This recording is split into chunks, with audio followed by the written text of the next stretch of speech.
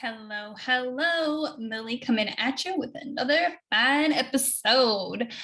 Today, I want to share with you 6 things that you are likely doing that are messing up your manifestation. So stay with me here because they are all equally as important. And I have the solution for you at the end of the episode. So the number one thing I'm going to start with that is messing you up, that you are doing, maybe you don't even know it, but maybe you do. Maybe you are glaringly aware of the fact that you are a perfectionist. If you've been following me for any length of time, you know that I love to talk about perfectionism and how perfectionism is not a trait that you either have or you don't have. Perfectionism exists on a spectrum, and we all exhibit perfectionism in some areas of our life or others, or all areas of our life. There's varying degrees of perfectionism. Perfectionism is a self-defeating, addictive and destructive cycle, because what it is an attempt to avoid negative emotions by trying to outperform or be perfect, which is unrealistic and unattainable, in order to avoid negative feedback, painful emotions, whatever that may be. Excuse me. And what happens with perfectionism is what it does is it sacrifices your authenticity, right? Because what you end up doing is contorting yourself into this version of you that you think that you should be in order to get some desired result that you're hoping for. And so you're reaching outside of yourself, you're reaching for external validation. And there's more than one thing on this list in which you're doing similar things. But this is the number one thing that I battled with for so long. And the reason why it's messing with your manifestation is because when we are trying to consciously manifest, when we are trying to consciously and intentionally create the life we want, we have to act out of a place of extremely high integrity. We have to act from a place of alignment with our truth and who we really are. Right? So if you are not acting out of those things, you are going to create a life that has a lack of intentionality, right? You're going to be creating a life based on who you think you're supposed to be rather than who you are. And what the result of that is first of all, inherent self-worth issues, inherent feelings of lack of deservingness, which is all scarcity mindset. And we all know that scarcity is the opposite of abundance, and we do not want to be attracting more scarcity, right? Let's talk law of attraction here. So if you want to be attracting abundance, you need to be in a state of integrity with who you really are, because that is your truth. That is your state of abundance within yourself, right? The second thing that is messing with your manifestation is a lack of healthy boundaries and or poor or porous boundaries. Let's just call them. Like you're just, like a sponge, just taking it all on for other people. So a lack of boundaries. Why does this have anything to do with manifestation? You guys are probably like, is this really a podcast about manifestation? Why are we talking about boundaries? Well, first of all, manifestation is everything. Manifestation is all personal development. And that's the truth of the matter, because we manifest from who we are, not what we do. And who we are, when we have that high level of integrity within ourselves, we know where we end and where others begin. We know how to honor ourselves, and we understand our sovereignty. So when we have a lack of boundaries, healthy boundaries, we are constantly, again, contorting ourselves, bending over backwards, being a last to people, a last to women, a last to men, a last to individuals who don't know who they really are, right? Because they are constantly giving up parts of themselves, saying yes to things they don't want to say yes to, saying saying no, sometimes to things they really want to do, just because they feel guilty, or they think that's what they should do because that will make them a nice person. And again, it's really a lack of integrity. And also it's scarcity. It's living in fear of what other people will say about you, what other people will think about you. And it's living out of a place of low self-worth, because when we understand our worth, when we understand what we truly deserve, we know how to enforce healthy boundaries. We know how to say no to what we don't want. We know how to say yes to the things we do actually want, because we know that we're worthy and deserving of them, right? So when you have these poor boundaries, internal boundaries, even within yourself, not doing the things you say that you're going to do for yourself, and so on and so forth, you're really just vibrating at a level of scarcity, right? So that's what it ultimately comes down to, right? When manifestation, it's really, are you in abundance? Are you in scarcity? Are you in fear? Are you in love? And these things that I'm sharing with you, these 6 things, they all put you into a state of fear and scarcity, which is why they are messing with your manifestation. And these 6 things are the pillars of living in abundant life within yourself, about who you are, right? Because like I said before, you don't manifest from what you do, you manifest from who you are. And so these 6 things are the pillars of self-worth. Okay, these are the pillars. I did a previous episode on the actual names of the pillars, so you can go back and listen to that episode, but these are the actions that embody the pillars in different ways. Okay, so the third thing that you are likely doing that is messing with your manifestation is having low trust in yourself, not exemplifying and embodying self-trust. And self-trust is so important because it's about your intuition, right? It's about trusting that what you want and what your heart is pulling you towards is actually correct for you, and it's allowed and you deserve it. And also, the other side of self-trust is really knowing that you can rely on yourself. So when we have fears around our capabilities, or fears of like, can I really do it?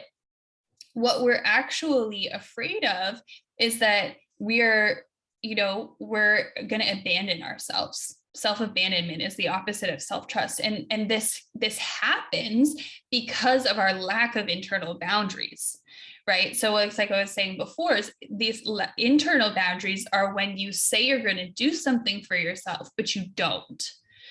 So that's like all of the things that you want to do for you that you keep saying that you're going to do, like exercise or eat better or read before bed or, meditate or go for a massage, and then you don't do those things. What you're signaling to yourself is that you're abandoning yourself. You are not trustworthy. You are not reliable, that you can't count on you. So you're betraying yourself by not keeping your word. So you are losing trust in yourself by doing those things. So putting yourself at the bottom of your priorities list. Okay. And so this is related to manifestation, because again, it's a low place of self-worth to not have trust in yourself. I believe that the number one pillar towards building self-trust is built through the number one pillar towards building self-worth is building self-trust. So how do you do that? Building self-trust is done through internal boundaries, as well as showing up for yourself, listening to your intuition, getting acquainted with who you really are, so that you can know that the golden breadcrumbs that you're being given, first of all, that you can even notice them, that you're even able to pay attention to them. And second, that you trust that you can follow those things and that you will not be led astray, and that you will be quite the opposite, that you will be safe, and that will be your path towards abundance. Okay. The next thing that you're doing that is leading you away from your dreams is negative self-talk. And I'm sure that this one is probably pretty obvious and that we know it, but it's pretty pervasive, because what we're doing is we're programming our subconscious in a negative way, right? We are programming ourselves to believe that we are less capable, less worthy. And what that does is it informs our behavior. Okay, so the majority of the actions that we take, the majority of the behaviors that we have are fueled by our subconscious, because our conscious mind takes a lot of effort to operate out of, right? Anything done with the conscious mind requires a lot of energy. Our brains take up a lot of our energy, right? Like we can be mentally exhausted if we're constantly trying to monitor what we're doing. And can you imagine, the best way to illustrate this actually is if you think of when you learned to drive, how much mental energy that took, right? Because you had to pay attention to so many different things. Whereas when something moves into your subconscious, becomes habitual, you become unconsciously competent at doing something, it's second nature, right? So most of our behavior comes from the subconscious. And when you've programmed your subconscious to have a low belief in yourself, you are not going to act in an audaciously worthy manner. Therefore, you are not going to ask for what you really want. You're not going to speak up. You are not going to express your dislikes. You're not going to communicate your boundaries, like all of the other things. If you can see now how all of these things really do weave together, you can see how important each of these things are, right? So when you're constantly degrading yourself and judging yourself, you're doing the opposite of having self-compassion, and you're doing the opposite of having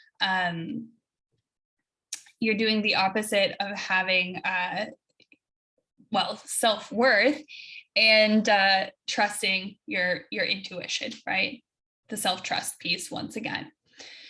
So obviously for manifestation, we want to speak in a positive way, but is it just going to be affirmations? Because I used to have a big problem with affirmations that I've shared several times, that I don't believe in just repeating something over and over again that causes cognitive dissonance, which is a friction inside of yourself, a state of resistance inside of yourself, because you know that you don't believe what you're saying. So it's actually causing turmoil, inner turmoil, and then you end up judging yourself for not being able to believe it. And it's this whole negative cascade that actually just puts you in a state of scarcity and resistance. So what the heck do we actually do here? Really, the most helpful thing that you can do is try to be in a gentle, observing state. You want to be able to notice when you're judging yourself. Notice when you are going into that negative self-talk and that judgment, and just slow down enough to have the awareness first and foremost, and then express gratitude to yourself for having that awareness. Express gratitude to that part of you that is attempting, albeit in a misguided way, to keep you safe. And then immediately after that, forgive yourself. Forgive yourself for ever allowing those thoughts or that talk to have had control over you, or your behavior, your thoughts. And then just choose new, right?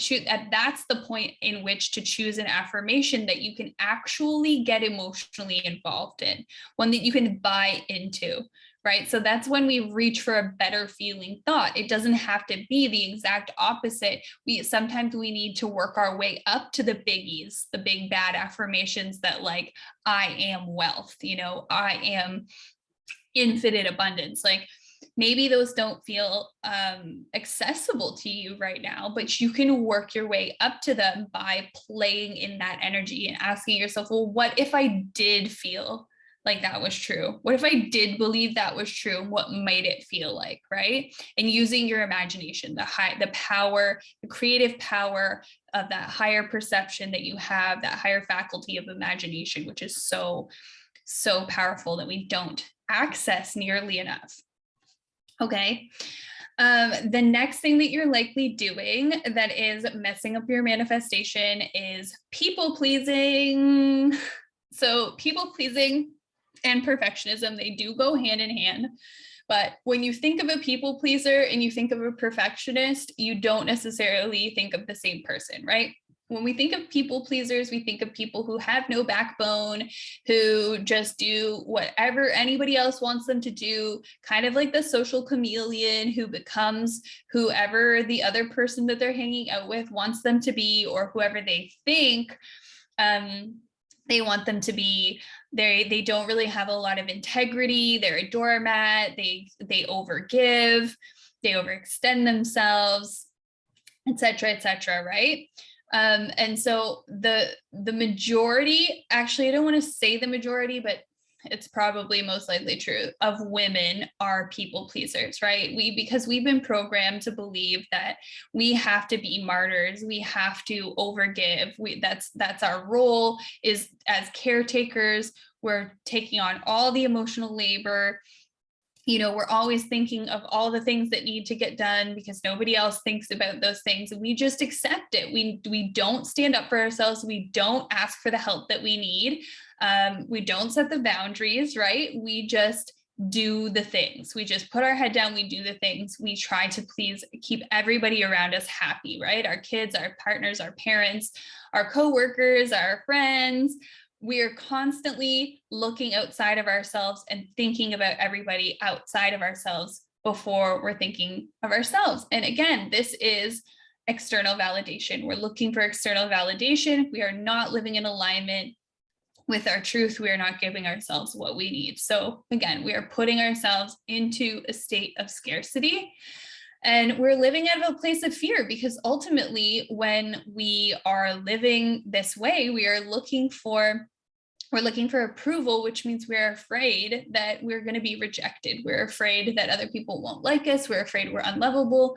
We're afraid of all of these things lingering below the surface. And it's really messing up the manifestation, because states of fear and states of scarcity, they're the exact same thing, right? So that is not the vibration that you want to be in to manifest your dream life, because you're, first of all, again, you manifest from who you are, not what you do. And if you're not being who you really are, because you're constantly bending over backwards for everybody else, trying to please everybody else to the point where you've completely forgotten who you are, and you're at the bottom of the list, girlfriend, that's no bueno. That is not the vibe, not the vibe.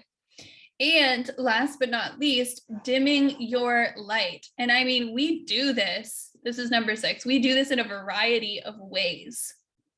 We do this by being perfectionists. We do this by being people pleasers. We do this with our lack of boundaries, because we're afraid if we set our boundaries that people will think differently of us. So we're shrinking in all of these different ways, turning down the light, shrinking, just to try to avoid painful emotions. And it's because we don't believe that we have the capacity.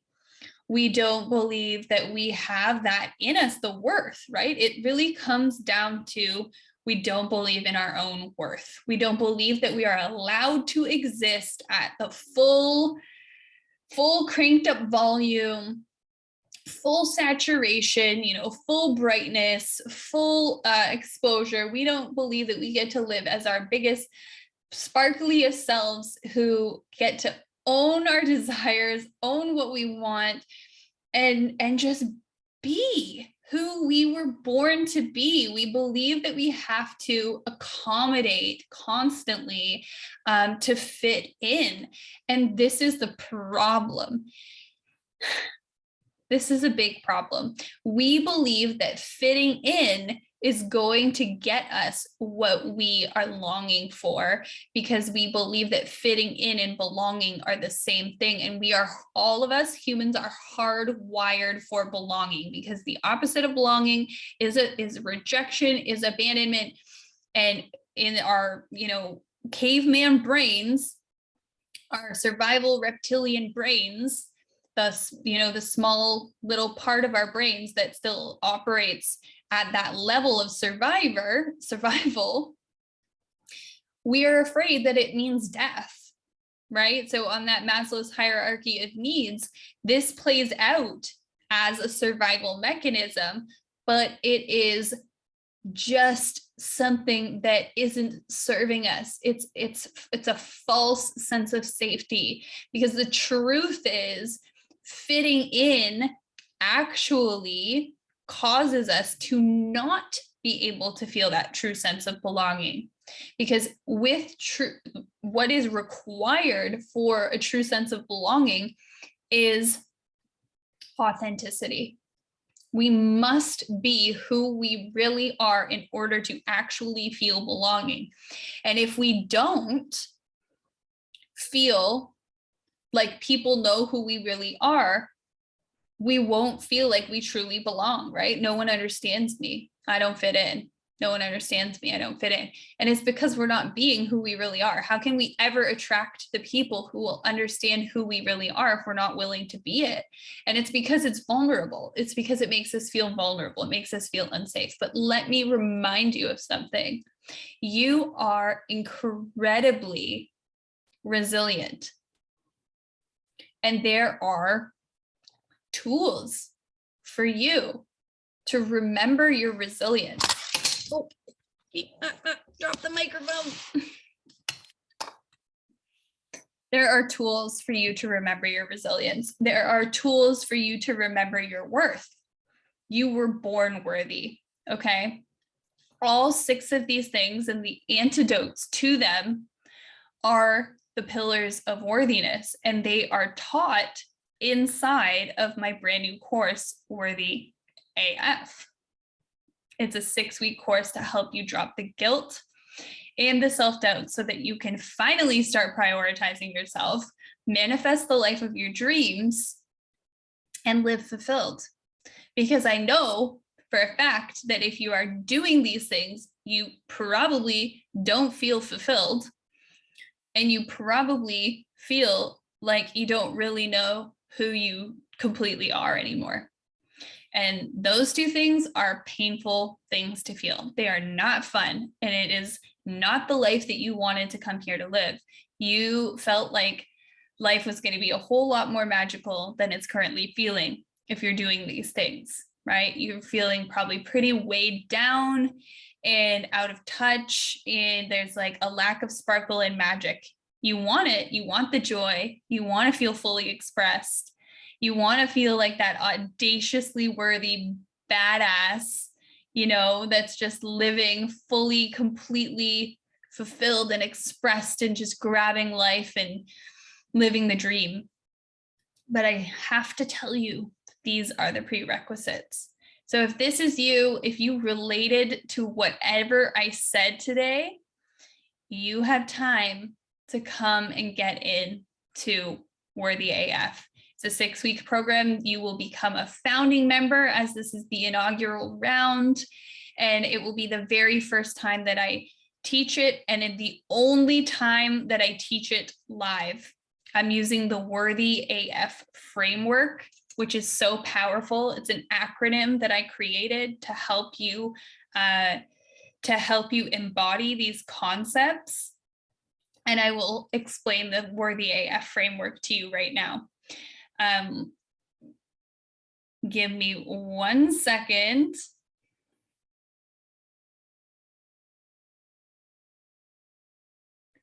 Okay, so Worthy AF stands for want what you want, own it, recognize your worth, trust yourself, have compassion, be you, authentically, courageously, vulnerably, and employ faith over fear. So I would love for you right now to head down to the show notes, click the link, and enroll today so that you can start feeling as excited as everybody else who's already decided to join, and as excited as you want to feel. I know you want to feel that joy and that excitement, and finally choose yourself. Finally start prioritizing yourself, because it is required for creating the life that you desire. So jump in today, right now, go for it. You deserve it. And you were born worthy. You just need some help to remember. You need some tools, and that is what I will teach you inside the course. So see you inside. We start on December 2nd.